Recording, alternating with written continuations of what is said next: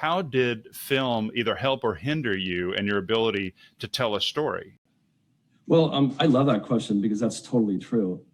Before I wrote this novel, I've written, I don't even know how many screenplays, probably 30. And then a lot of them were terrible. When I first began, it's like I was awful and I thought I was a genius. Everybody thinks that. Then you send them out to professional readers that read them and they're going, they just rip you a new one. And you learn from them about so many things. And you start reading books about it and stuff like that. I mean, I went to film school and even studied screenwriting in school, but I still sucked. So it's actually getting down there and really writing makes you who you are.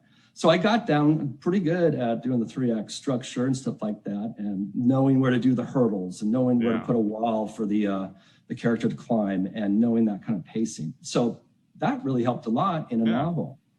All I had to do was really fill it in with, a lot of interesting information and dialogue and so forth. So you really get to know the characters, because in a film, you both have visual and audio to it. So,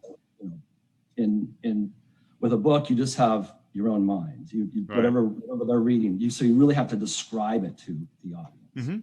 Yeah, and I've heard you talk about the difference between making sure that there's this nice balance between the dialogue and just the description and knowing what readers want.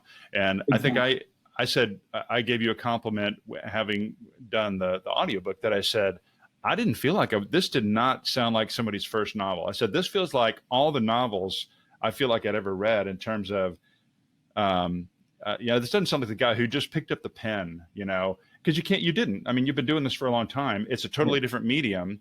And I think I expected it to be some kind of clunkiness or something like, oh, this guy's a filmmaker.